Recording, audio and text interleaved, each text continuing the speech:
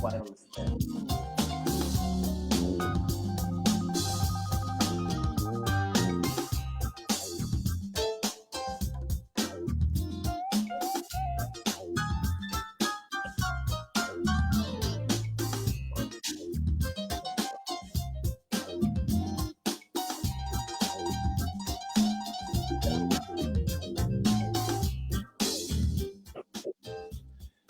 All right. Well, ladies and gentlemen, we're in the green room with Javon McGlory right now, waiting for Jamie.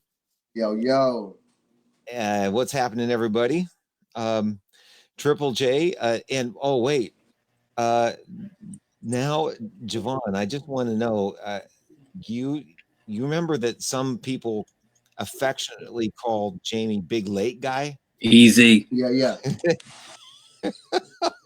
Well, there's a reason why.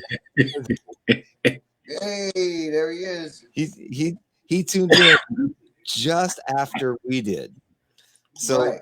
so technically speaking, that would make him late. That's Yeah. killing. That's killing me. Or on time. We're Or used to it well, now. yeah, pretty much. He was kind of on time, but yeah, I've been a little late all day. It's like what is it, 6:05 or something, and I've just been a few minutes late all day. How you good? You Oh guys doing? man, Y'all hanging in there? hanging in, hanging in. Okay, so I don't want to derail the topic because Uh oh.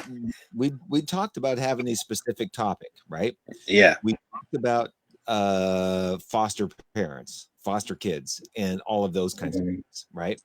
And we want Yeah. to talk about that. So I don't want to get away from that, but just briefly, I'm having personal issues at Let's deal with those. okay the states in the Midwest that the coronavirus are slowly rolling into, and Yeah. slowly, I mean, it's still good. It's moving slow enough that they're still feeling as if they're okay. And my home state of Nebraska trying to reopen one of these big shopping centers here in the next week or so because we don't need social distancing. Hmm. And Wow. I've got issues with that. And then Javon just said about the pastor and where was it, Virginia? Yeah, Yes. Virginia.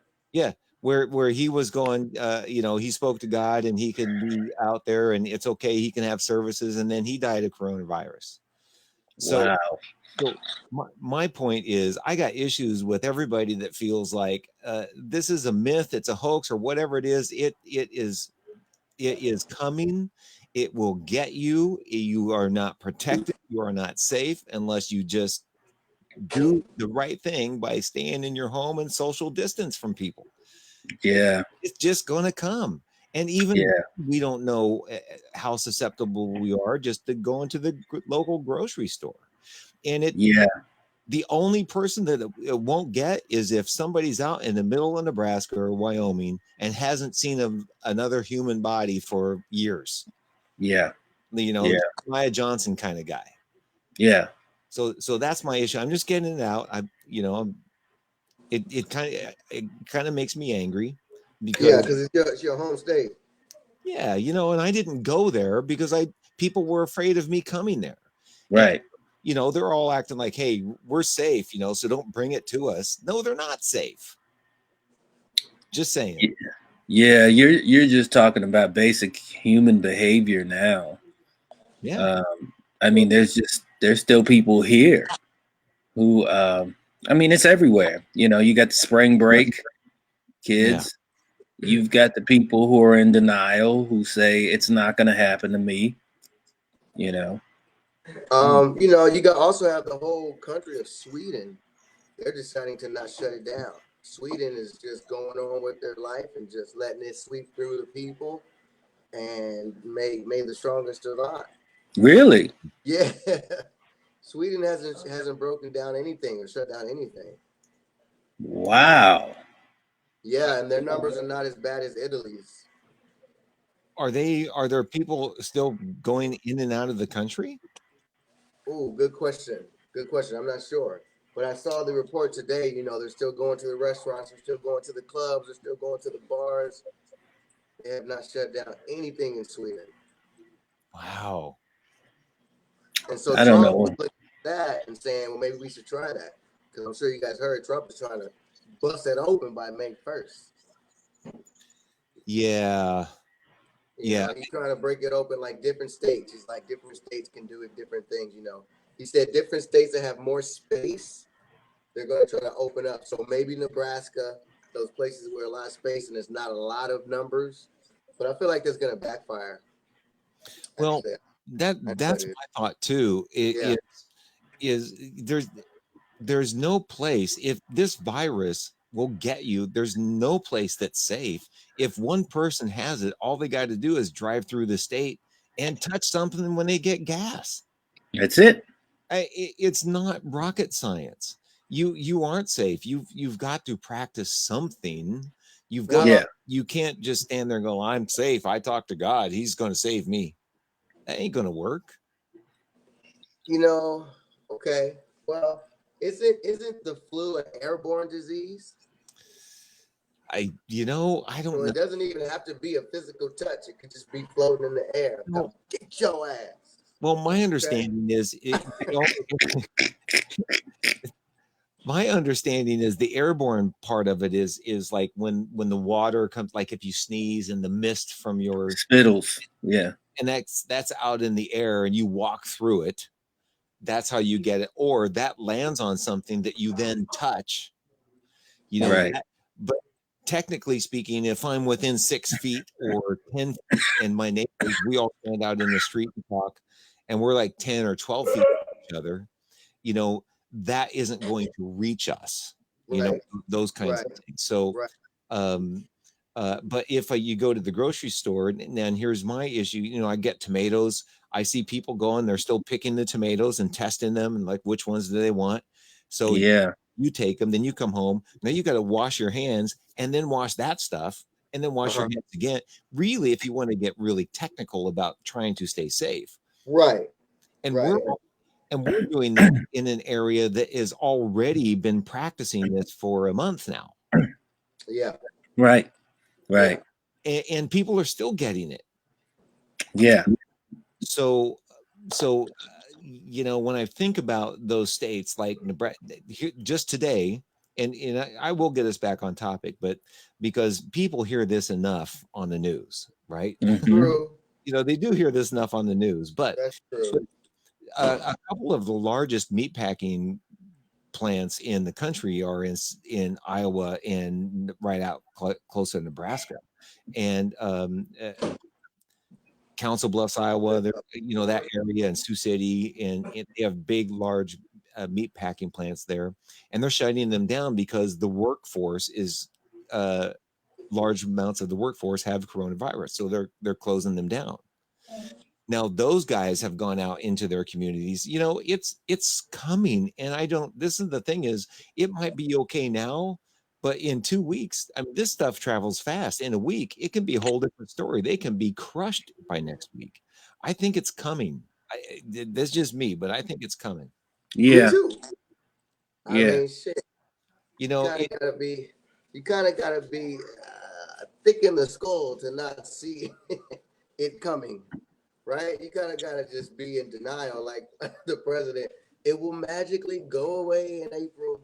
You got to be one of those people. And people need to just stop watching. You know, they need to stop televising those damn newscasts. Those the briefings they aren't briefings at all. They're just briefings. They're rallies. They're mini campaign rallies. Yeah. So anyway, those are my issues today. Okay. Yeah. And then we can't those people we can't control, you know. It's like there's always going to be states of beings of irresponsibility and people who are just not going to be accountable. They're just going to do what they're going to do at the risk of everyone else. So all we can do is just protect ourselves. That's it. Right. You know, that'll drive us crazy. Right.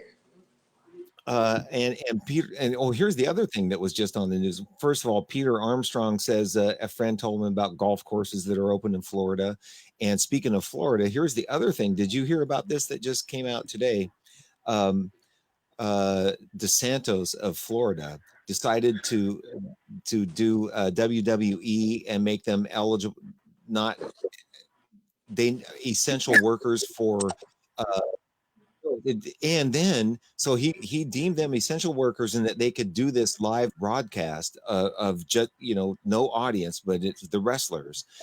Then the same day a Republican PAC dumped like $18 million into the California or to the Florida a fund of his, and it was this really quid pro quo thing that, and I don't know all the details of it. I just was hearing the story about it, and there's so much money. And then Vince McMahon was brought on to Trump's team to help reopen the country.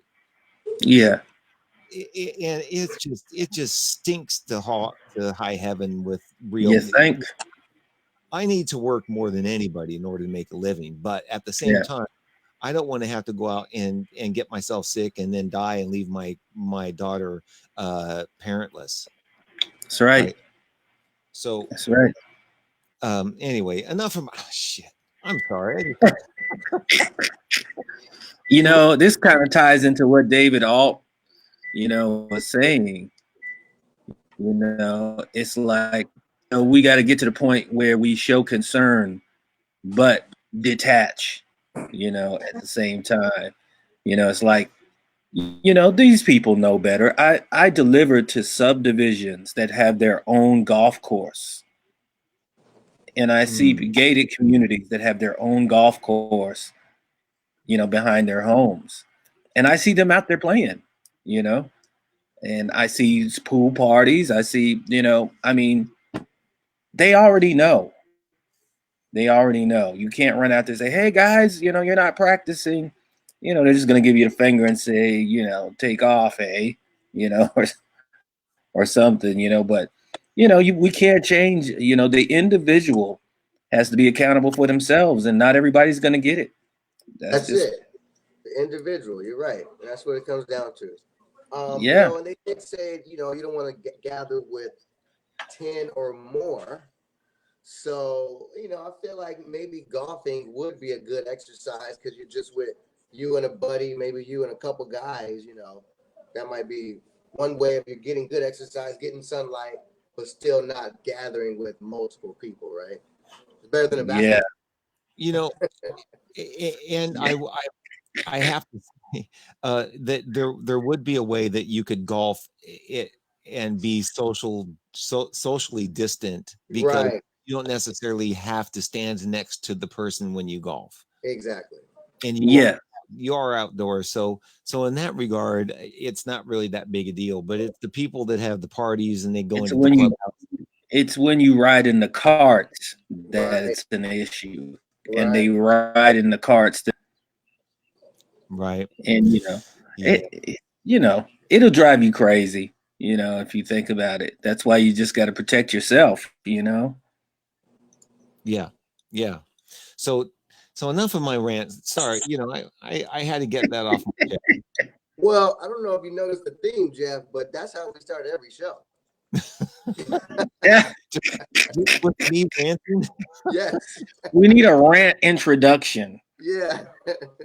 Well, I'm giving you guys some ammunition. I'm just throwing it out. That's good. That's good ammunition. Yeah. That's the stuff, we'll talk about until we're blue in our face, and no one will. It's like people still going to decide to do what they want to do, even in the midst of death. Right. It's crazy. It's crazy. It's pretty amazing. But the money's probably coming out. People are calling them Trump checks. I'm like, this guy Trump, man, he's the wizard at branding. Well, he actually on the checks. He actually signed the check, right? Yes, his name is. Oh my God! Let me. I heard that it's going to be 4 months before some people get their checks. Is that true? that's possible if you don't have direct deposit like myself. So my brother got his check today. A couple of my friends got their checks today because they had direct deposit. I did not do direct deposit with the IRS because I just felt like I don't want to give them any of my bank information. Right. So, Right. That's smart. they say people that hasn't done that, they might have to wait 2 months, 3 months, even 4 months for their paper check. Hey, Javon, I want to just jump in there for a second. There's a loop back coming through your speakers, and you're talking. Is there a way that you could use some earbuds in your iPad to hear it? Absolutely. That would be great, because then that would make the audio, that might clean up the audio a little bit, because I want people to be able to hear what you're saying. Yeah. It's more important that you guys guess what? I just got an email from a lender. I filled out the small business applications for I don't know how many different places. We have some exciting news. Your application has been wait for it. Oh, where'd it go? Wait for it. Drum roll. Ready Capital is on the largest bank. Application has been submitted to one of our lenders. Oh, that's killing you. Congratulations. How's that sound? I can actually hear you all of a sudden. What the? Wow. Yeah, something happened. Now you're loud as hell. They love it. Okay. So you know how my sons, they play video games, right? He heard he heard you complaining, and he brought me these headphones. Yeah. That's awesome. All right. Thank you, gentlemen. These are now mine. You know what? Javon now sounds better than you and me, Jamie. Wow. I know, right? Okay. Thank you, fellas. You helped me change the nice game. Headset. That's a nice headset. Well, yeah, the money's going out. Stimulus checks are going out. Unemployment's going out. I got an award letter yesterday, for the self-employment that I applied for. And so on top of the stimulus? Yeah, I still haven't received my stimulus, but I'm applying for everything. The PPP loan, the stimulus, all of it. The PPP loan, that the bank, Wells Fargo, the whole website crashed today. And Jeff's been dealing with that too. Wow. Yeah, so a lot of the banks they're getting bum rushed. Chase Bank, their website crashed today. A bunch of banks' websites crashed because everyone's checking for the money and applying for loans and all of that. Well, here's the thing that people aren't really quite getting is that you still need to be qualified for the loan. You can submit all the paperwork you want, but they still have the right to decline based on your information. Right. There's no guarantee that small business loan that the government says, oh, you'll get these small business loans. No, you still have to qualify. Okay. And wow. I've already been turned down once. So I'm yeah. Wow. So this, we touched on it a little bit, but just to tag along with what you said, Jeff, about people still aren't practicing social distancing. Part of the problem is what happened with this pastor. Virginia guy. He's like, I'm an essential worker. I talk to God. God talks to me. I'm keeping it open. And then a week later, he's really talking to God. And if you can't convince a pastor, and he wasn't a young man either. Yeah, right. All you're going to do is get yourself frustrated. Plus, he he possibly infected other people. Right. Giving that sermon. Right, because his wife now has COVID-19. There you go. Right. And now she's finally saying everyone stay home. Yeah. Yeah, we now have to wear masks all day, even during deliveries. So it's getting serious. Yeah. Even more serious now. Yeah. I'm trying to get a cool mask. I'm trying to get my mask game up. Well, here's the thing that I don't think people are quite getting and understanding. And I know that Fauci comes out and he's informed and capable of giving all the right information. But as somebody who's sitting here and going, oh, it's declining in New York, they're maybe coming downside of the curve. It's getting a little better. It's been pretty good here in California because of all we practice. But what we aren't seeing is the slow rollout into the heartland of this country. And it's coming. And when that starts hitting, it's going to be a whole new ball game. And yeah, they're talking about second and third waves. They're talking about social distancing until 2022. Yeah. What is that going to do for the music? It's not. It's done. Yeah. You got to create at home. Yeah. You can't create at home. Then the business is going to go under. Yeah, it's going away. And let me interject, and then I want you guys to comment on this. But I was just talking with Jamie Lula about this afternoon, where number one, people already think music is for free because kids download thousands of tunes on iTunes or wherever it is, or on YouTube for free. Yeah, right. They need to pay for live music, and in his world of spiritual, in spiritual houses and stuff, there's you preach and you sing your music spiritually, and that's for free because it's church, right? There's already, now here we are where we have nowhere to perform or even sell a product or anything. Right. The industry is the only people that might have a fighting chance is somebody that's already famous that can drop the CD. Like Javon, you drop a CD and it gets sales. People start. Well, there's other options. There's TV, there's movie. Those things are still coming up. Netflix still needs music for their movies. Like everyone's watching movies, everyone's going to start creating more movies because you're at home watching TV. They're still going to need music for those. Music for the podcast, music for interviews. That's where the industry's going to go flooded. Yeah, because now all the musicians are going to go into that. Yeah, right? You're going to need to know somebody. And here's the other thing that's going on. That's going to happen with the church. Because a lot of musicians, their main gig is the church. I know here in Georgia it's like that. Well, guess what? The church is getting used to tracks now. Right. I think a lot of them are going to end up staying with tracks. It's easier. Yeah. Just like anything else. Being a performing musician is slowly going to, especially if this thing drags out. Mayor Garcetti said that he's not going to have any concerts or sports events for at least a year. Wow. He's looking at going well into 2021, maybe 2022 before he allows concerts or sporting events in Los Angeles. That's going to be the end of a lot of bands.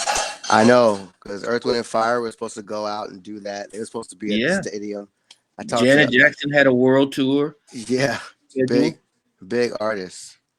And not to mention the Janet, those people, but what about all of the support staff that go with those tours? That's true. All the sound guys who have gear that they're not going to be able to use now. I mean, man, it's talk about starting your life over. Right. And this is kind of where we all started with this 3 weeks ago when I started doing these interviews, and we started. One of our topics was, what if we can't perform or play music anymore? How about that? And a lot of people aren't even thinking about that, I think now they are. Well, I think that some of us are sitting here and thinking, maybe it's not going to happen. Maybe it's really not that bad. We're going to kind of see. Maybe in 2 weeks, we'll get the economy rolling again. The place in Nebraska, we're on the downside of the curve. And how about maybe you should find an essential job in the meantime? There you go. Because like I said last time, you still got these two hands, right? Yep. You need to humble yourself and do what you got to do. What we do, guys, is it's a privilege. Right. That's what we got to look at. You got to remember that. We get to. We don't have to. Amen. we get to perform. We get to share our gift with the world. Amen. But people can't eat our gift. You know, Mhm. they can't pay their rent with our gift. And Right. No. this is just a sad reality of the times. Right. You Now, know? Yeah. I do At this believe, moment, yeah, I do believe that back in the day, the Egyptians were able to use music and vibration to heal physically, to yes, heal it biologically. still Now, does. right Yeah. now, if we were able to provide that, then we'd be in business, because I Mhm. believe that ultimately there's some frequency out there that could cure the coronavirus, Mm-hmm. Yeah. because And the God thing, always provides solutions. What if we, well, anyway, if we could provide that, and a healing and a health benefit, then we still be making money. But well, we're we'd not. be a whole lot better with changing our diets, Mm, that would, yeah, diets and yeah, exercise. Diets and yeah, exercise. Diets and exercise. yeah, You know, yeah, I believe, I just want to interject, if you don't mind, the thing. Steve Jobs believed in this holistic health thing. yeah, I believe in it too. And I believe in the whole frequency eating and belief system, and changing your, being able to heal your body. But the truth is, it only works unless you can only do it if you really believe it. If there's the slightest bit of doubt, Mm-hmm. you're toast. It's not going to work. You got to wholly believe it and embody it and take it on and make it, and believe it and see yourself being whole. And if there's the least bit of doubt, Yeah. it's not going to work. Yeah, it's got to be a life decision. It can't be a religious decision. You know, I'm going to right, do this because I'm supposed to. right, You know, that's not going to work. right. And we were talking about that last week. It's got to come from a inner place, right? But Yeah. even more than that, when it comes to life and death, my belief is we decide ultimately when we come and when we leave. And so that's my theory. And Mm-hmm. so, like a guy like Steve Jobs, he had decided to not do the medicine, the traditional medicine. He decided to go the holistic route to heal himself. And they say it didn't work, right? But maybe that was just his time to go, Mm-hmm. Well, you know? there were some, there were some things that he could have done medically. I think it got too far before he was able to finally, wrestle it around. He needed a little help. There are some times when I believe we need a little help, with some Western medicine. But I just want to point out, Kimberly says here, my music job does heal people, and I believe that too. Absolutely. And music generally heals people, especially Yeah. when you're in the older retirement community. And she said she just lost one of her retirement communities, because level 3 facility went to a level 3 and no one can leave the rooms. But here's the thing: is a lot of that is due to being physically present. A lot of times, especially with the older people, having a body, That's the thing. having somebody physically presence there, and Yeah. it's the energy from the musician that delivers Yes. the healing quality. Yes. There's a Great point. disconnect when you do virtual concerts. I don't care who it is. That's a great point. And this is why Prince loved doing those smaller venues, because he could see the faces of the people he was performing with. There's no connection like that intimate musical connection where the audience and you are vibrating at that same frequency. Yeah. There's been people who've come up. I remember people who've come up after concerts, when I was with the Whispers, and I remember one guy in particular said he had decided that he was going to kill himself. Wow. Until he heard his favorite song. Mm. I will never forget that. I would never forget that. He was going to commit suicide after the show. Mm. And he heard his favorite song and chose not to, So yes, music is healing. True. Very true. It's, but there's a deeper healing that needs to take place when you have issues like that. Right. Well, I want to see some biological healing. I believe the Moors were able to do that back in the day. Mm-hmm. I want to get back to that. I'd love to study that, see if we could do that, because I feel like the pyramids. I feel like frequency was used to even help lift rocks. Like scientists have been able to show that the Egyptians were using frequency at a much higher level than we use it now. Like they were healing Yeah. people, they were moving big stones with frequency. Yes. It's like I Yeah. want to get to that. Well, they were using natural herbs too.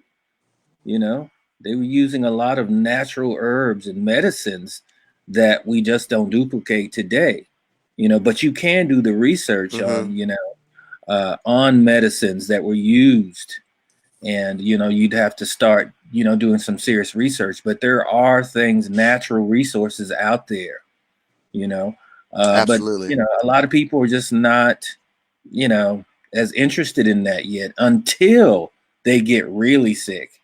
Then they want to do the juicing and the the organic foods, and the thing is that even fasting will deplete you of toxins. Right. A lot of people don't practice fasting. Right. Right. You don't have to eat 4-5 times a day. Right.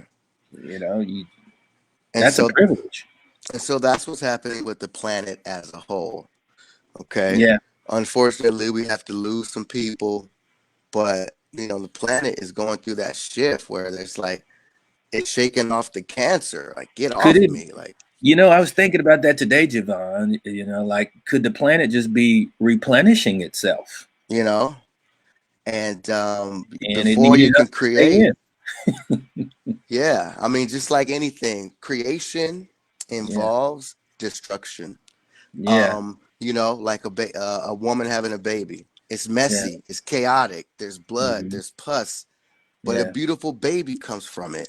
Magic. This is what's happening right now on the planet. We're going to have a beautiful solution, a beautiful coming together of countries. People start to realize, oh, it's not about black and white, because coronavirus get your ass too. So it's just, we need this chaos in order to come into the shift of what? The new earth that Revelations was talking about. It's a different frequency. I believe a lot of good is going to come from this. This is going to be for the betterment of the planet. Yeah. I truly believe that, even though, we're going to go through some adjustment pain. Absolutely. A lot of people are going to lose jobs, and a lot of people are going to be depressed, and a lot of people are, a lot of things are going to take care of itself, though. Right. Those dysfunctional relationships, some are going to be healed. Some are going to be completely broken. Mm-hmm. People are going to be changing careers. People are going to be, doing a lot of reevaluating. I think as a whole, when this time next year, when we all talk, we're going to reflect back and say, man, remember when we were first going through that? That's good, man. That's why I want to be recording these and hopefully getting these on YouTube, because absolutely, because we're going to review them, and we're going to look back and say we were talking about all this stuff. Yeah.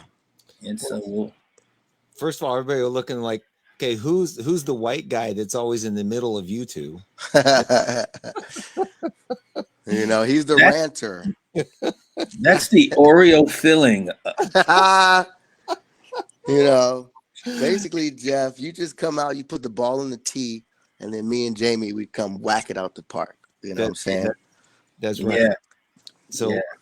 So I still think that the Egyptians were actually aliens. Yeah. So I don't. Not all of them. Hey. But that's a whole nother episode as How well. About, we don't know, but that's a possibility. That's a possibility. Yeah. But yeah, music, that whole industry, man, it's got to go. It's got to transform. Okay, let's say that. Well, it's going to transform, but it's going to be slow, and there's going to be a lot of people lose their livelihood and not do. Yeah. And if the president has his way in some of the central part of the states and the Republican governors that are reopening, if they have their way, there are going to be a lot more people die quicker. Yeah. And so this thing is just going to, this year is just going to tank a whole lot of things, I think. Yeah. Look at the history. It's happened before. When we did our first show Javon came on here with this doom and gloom. All the 6 months down the road, people are going to be, with the guns and everything. And I was on the other side. I'm like, no, it's not going to get that bad. I now have shifted my my idea about this based on what I've been seeing happen. I'm now thinking, that as this progresses and the mayor of Los Angeles says no more public things for at least until 2022 kind of thing, I'm like, okay, maybe Javon is right. Just wait and see what happens if they try to make the vaccine mandatory. So what? Nobody's thought about that.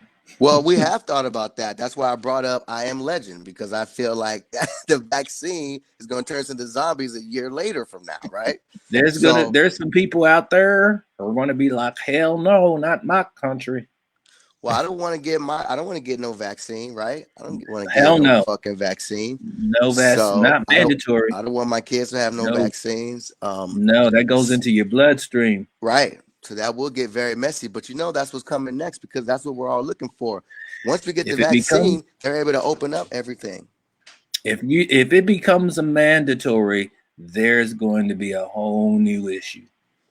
It will become mandatory. I feel like it's going to become mandatory for the schools and the workers, right?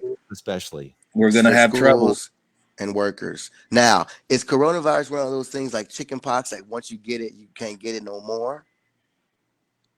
I haven't heard anybody say. I haven't really heard anything like that.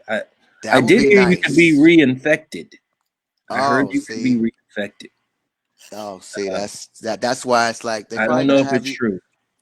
So China is opening up again, but they're having temperature checks everywhere. Like any room you enter, they check your temperature everywhere. You enter out, they check your temperature. So that's one way of just keeping track on. They call it contact tracing. Yeah. America's going to have to get down with that. So fellas, can I circle this into the topic we were going to talk about tonight? Because this is something we can sit here and rehash this about musicians. The writing's pretty much on the wall with the musicians. Yeah. At least for me, even the gigs that are rebooking for me are August, and I'm done. I'm already borrowing money to make it this month. So yeah, I can't make it till August. So, but let's talk about the people that nobody ever talks about. Yeah. The children, the foster kids. This is what we wanted to talk about. And I kind of I kind of want to bring this to because there's a whole group of people. We've got homeless people, and there's going to be even more homeless people now based on what's happening. And children. So how are we going to deal with that mess? And first, I'm going to put a picture of Jamie's book up there, Bernie and Me. And Jamie and I are going to do a whole show with him about his experience there. But I just wanted to throw it out here with us for topic and see if we can't get anybody that wants to call in and talk, because there's a whole group of people that are not even getting talked about. Nobody's talking about the homeless children, the foster children, and the foster care, and the orphanages, and where all those children are. What's happening with all of those people? How are we taking care of those people? Well, let's talk about the ones that are not even in care yet, who are living in the woods, in the rural areas, and under the bridges of Atlanta, that some of our pastors drive through on their way to their mega churches. Ooh, let's talk about that. These people won't even get a chance to walk into the hospitals. They won't even get a chance to walk into the hospitals, and a lot of them are suffering. And we're talking about kids, 5, 6, 7 years old, even younger, people with babies. Who have been, either in a relationship or sometimes raped, and they're, they're homeless with their baby, and so, just give you an idea, I have, a foster child who couldn't go on his visitation with his parent because he came from an area. They lived in an area where there was a high risk of corona. Mm. So he didn't get a chance to even see his parents, and he only gets to see them like once a month. A high risk of what? The coronavirus in his area. Oh, In the town they came from. wow. Yeah. And so, the powers that be step in and they decide, so not only that, you have these kids who have aged out now and their benefits are gone. They're living on the streets, and we're talking about 40% of foster children who become homeless as soon as they leave foster homes. They can't even get an essential job. And so that the kids, when they age out and they can't work, or they haven't have they not even schooling, a lot of them, and Yeah. And so there's no education or no way to get a job, and they just end up they just live on the streets. On the streets, and there's not many places they can go, either, child prostitution, or, get into slinging drugs and gangs and that kind of thing. But, they basically get tossed out, because a lot of times what happens is, very few kids get a transition home where they actually get a job, when they're in the, 17 years old, and they're about to age out. And matter of fact, if you get really good grades, the foster care system will pay for your college. But it takes a stable home for them to be able to, transition into that. So a couple of things. Do the kids who get stable homes, what's the percentage of people? Let's say there's a home that has 15 kids. What percentage of that home gets placed into a family that actually helps them? Is there You mean like going from a boys' home or a girls' home into a family, or see, some kids stay in a boys' home or girls' home until they graduate high school, because either they made the choice that they don't want to be with a family, or they can't fit into a family because of their issues, Okay, so then let me back this up even further. When you say the pastors, now there seems to be a lot of pro-life people that seem to think that it's okay for some of the people, some of the babies that have been born due to rape or different things or incest or whatever it is, and the insistence on those children being born. Now, I don't have an issue with the pro-life point. What I have issue with are, once those children are born, well, I don't care what happens to them. And what's the percentage of those kinds of unwanted children? What's the percentage of those children that end up in those spots that are just homeless, and we just kick them to the side and the pastor drives through them? Are those some of the same children that he said, oh, you've got to have that child, and now that child is laying there on the street and he's driving by it to his megachurch? You see where I'm getting with that? Yeah. The thing is that, babies will be, in my experience, will be the first to be adopted, if they come into care, because people can raise them as their own, depending on what the challenges are, like, who knows if they have any, they have the syndrome babies, they have the babies that, the alcohol syndrome, and, a lot of things. Some are born addicted to crack and those kind of things. So it takes a special kind of parent to take on that challenge. So So what I'm thinking here to bring this into the topic of what we talk about is, so here's this whole group of children. They're homeless. They're in those homes, and the coronavirus. I mean, we're not hearing anything about the coronavirus sweeping through the homeless population in Los Angeles. We're hearing a little bit about the coronavirus sweeping through the elderly. Uh, uh, homes, assisted care living, and those kinds of places.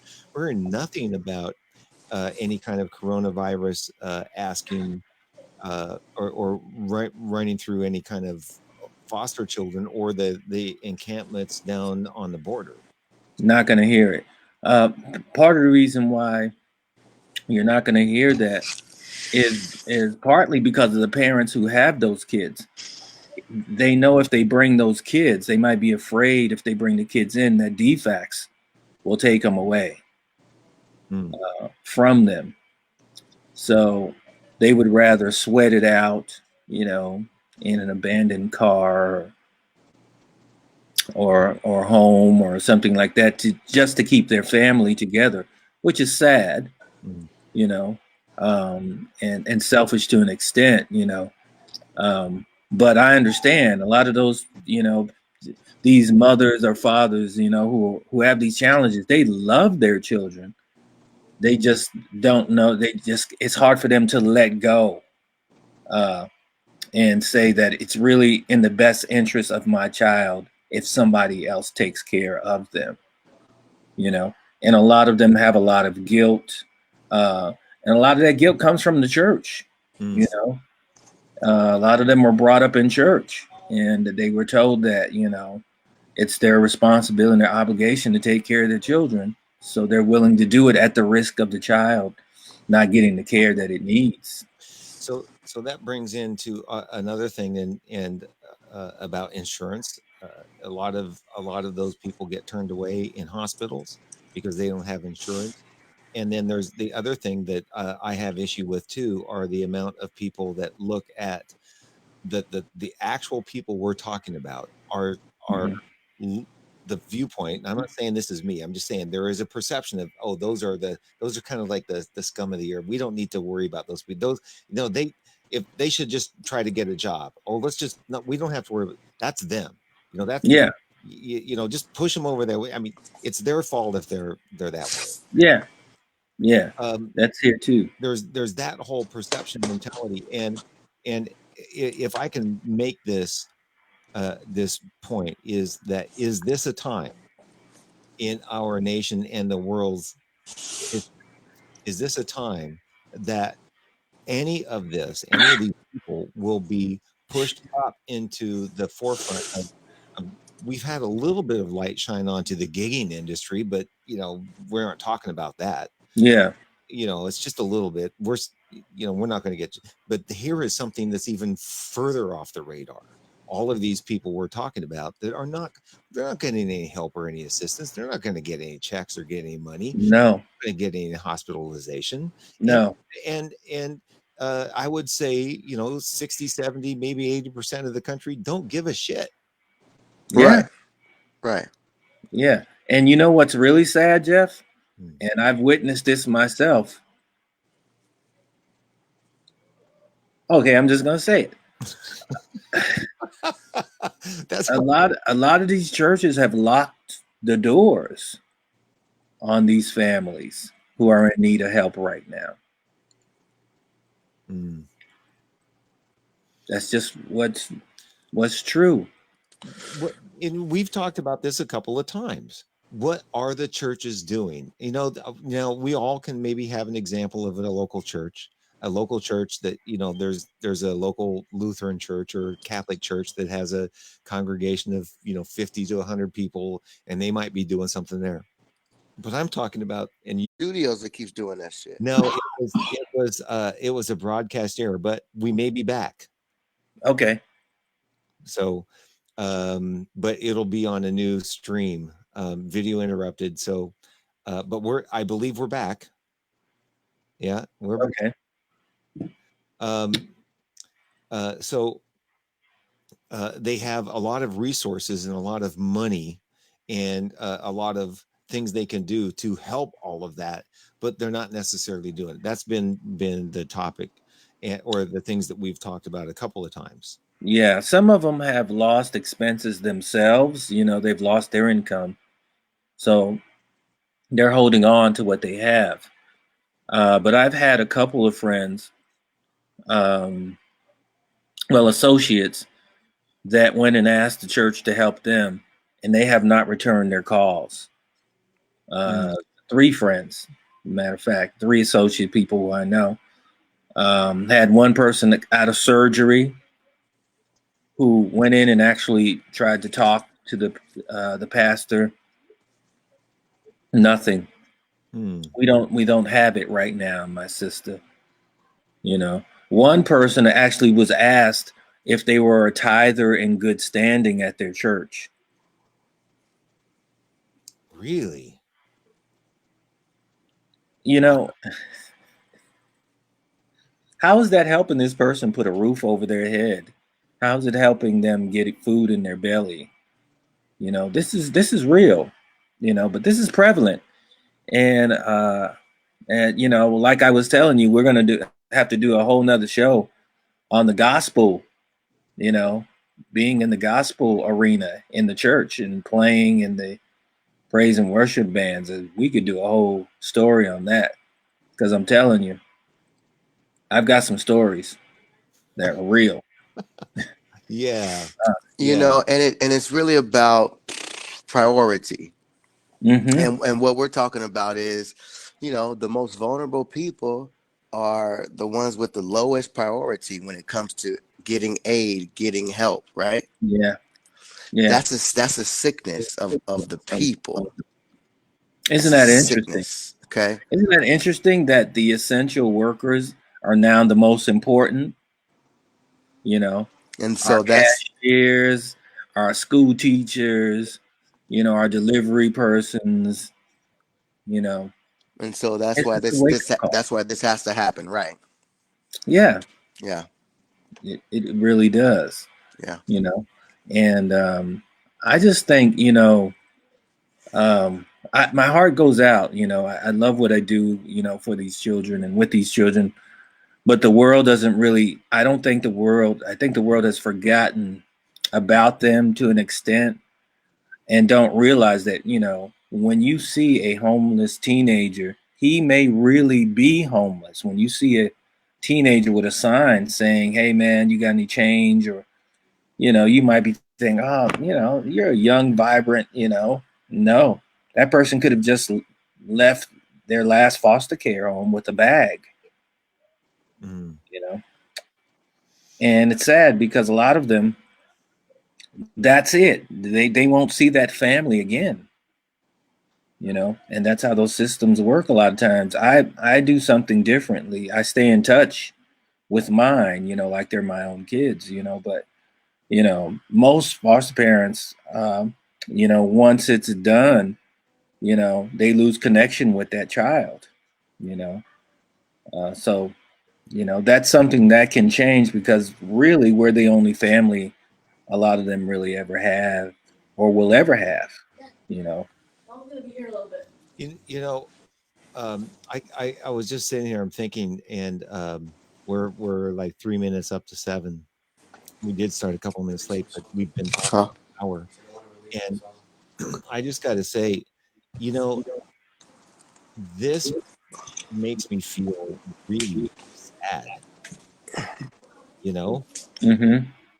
it makes me feel it's Okay. it's not uplifting and uh, you know, happy. It's Yeah.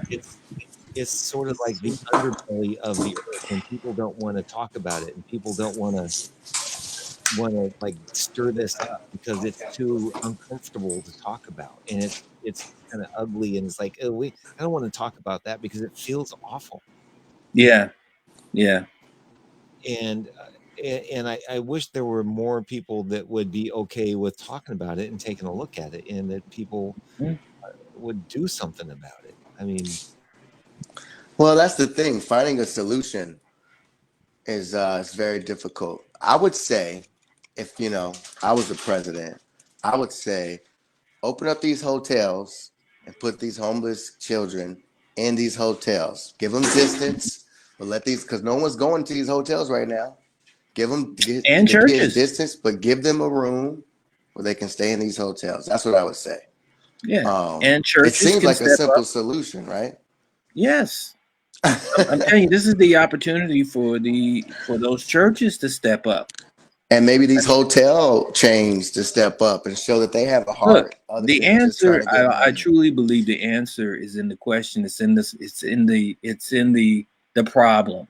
These people just need roofs over their head and a meal, even if it's just one a day.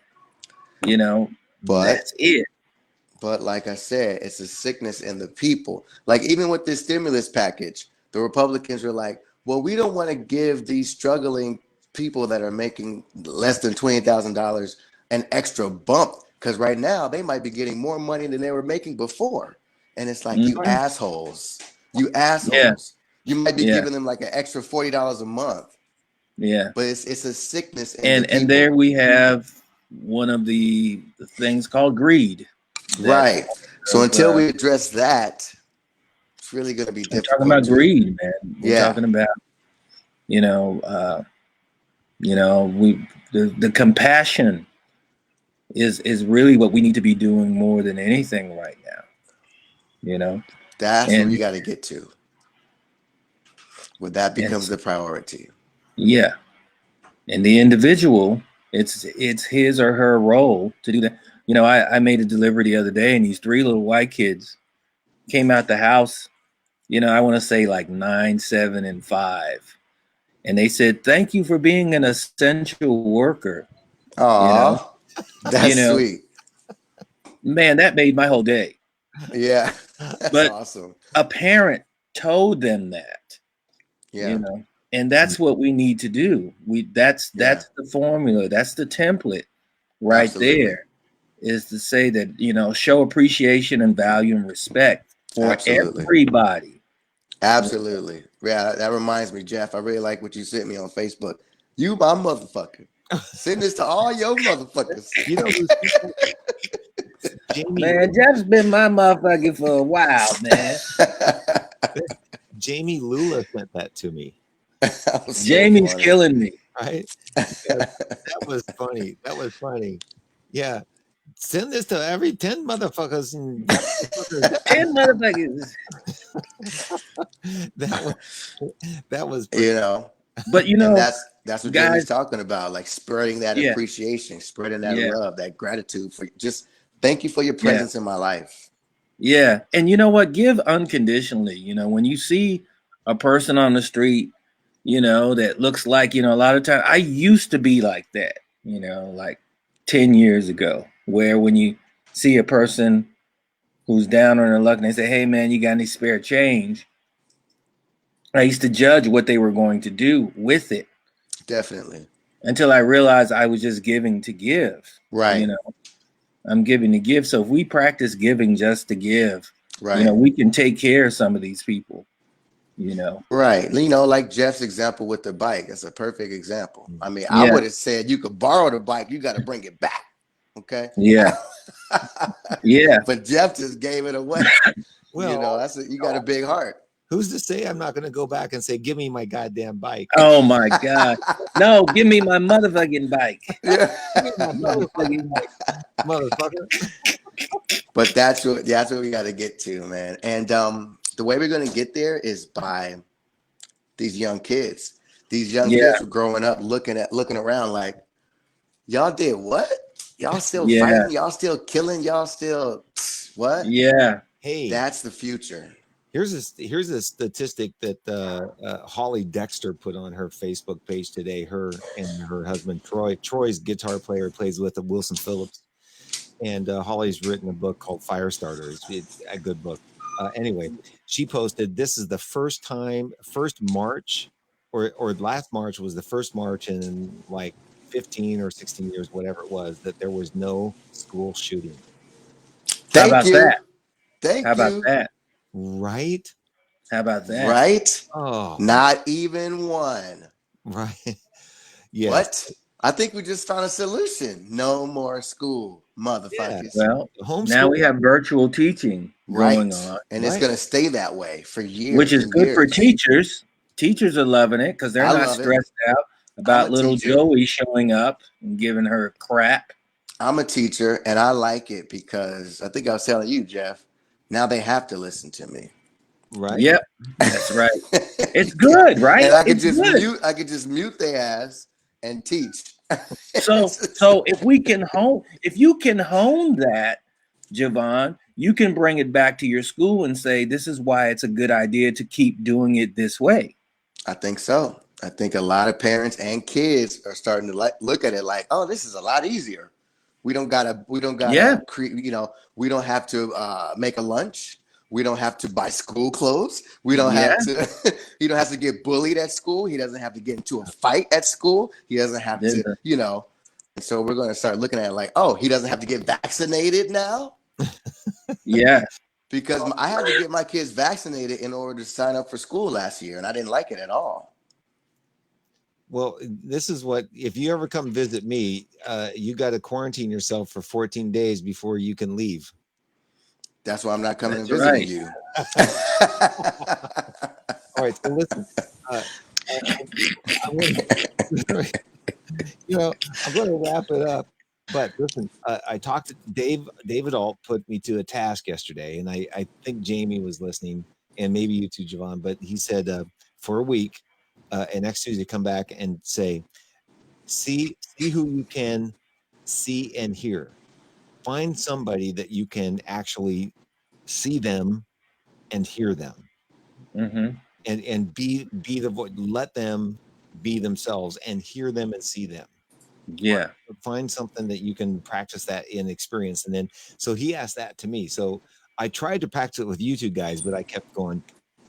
Yeah. We were killing you. I'm sure you could do it with your daughter, though, right? Oh, yeah. Yeah. Yeah. So what I made my sons do is I made them sit down and stare into my eyes for 10 seconds. And it was so difficult. They could not do it. Really? Okay. Now my 12-year-old did it after about 4 attempts. We got to 10 seconds. It took my 16-year-old 3 days. Oh. And we finally got it done. And so it's like I was explaining to them. So you can stare into this TV screen for 10 hours. But you can't look into your father's eyes for 10 seconds. Wow. Okay. Wow. So, okay. be present. I'm gonna So try it with your daughter. Yeah, I'll try it with Mackenzie. Yeah. You know what I'm saying? That's the easiest one because that's the one you love the most. Wow. Oh, well, fellas, I think a few people actually hung in there with us through the broadcast error. It was weird. It just said broadcast error, so I know we went dead for a minute. Then I hit it restart, and it just jumped right back in. So we've had a few listeners hang with us throughout the broadcast, so that's good to know. Thank you, listeners. I want to pose a question to the listeners. Okay. Give us a solution on how to help these foster children and these homeless children at a time like this. What would you do if you were the president for these children? Put it in the Facebook. That's good. Okay. And so Sunday at 4 we'll be back. Okay. Yeah. Maybe we can have people And call in. you know what we haven't touched upon, Jeff, that we can talk about? We kind of brushed over it, is how we were talking a little bit about the relationships that musicians have with their significant other. You know, how we need a whole show they're for collapsing, that. Dude. Right. I have 3 friends, man. Mm-hmm. Yeah, let's talk about that on Sunday. That'd be great. Yeah. Because all of a sudden, I'm not touring and I got to be home. And wait a minute, I kind of like that you were gone so much. Yes, literally that right there. What you just said. I like literally. Once every 2 weeks, we have a little sex, we have some dinner together, and then you leave again. Mm-hmm. Yeah. Yeah. That sounds like the perfect life. No, I'm just kidding. Right. But yeah, I get it. I get it. Well, I've got an answer for that. My answer is I just pay them. It That works. took a minute. You guys thought I was being serious for a minute, and Oh, That's killing me. I was. well, like, you know, to each his own, man. Whatever works for you, Jeff. Hey, man, whatever works. Man, it's your stimulus money. Actually, that's what it's for. Stimulate yourself early, right? Right. Okay. So what are two things that we know, or three things that we know for sure never disappear when there's no money and lost jobs and depression and recession, all stuff? What are three things that people always do? They drink, they smoke dope, and they have sex. There you go. Right. Right. So, and I think Jamie was the person that said, or somebody told me, well, you know, if you can get a spoon and a needle, maybe you can sell them downtown LA. Then you go to jail. You'll go to jail, Jeff. Trust me. Oh, trust me. Easy. That's against the law nowadays. Oh, is it? Yeah. Oh, have we all become unspiritual? Yeah. No.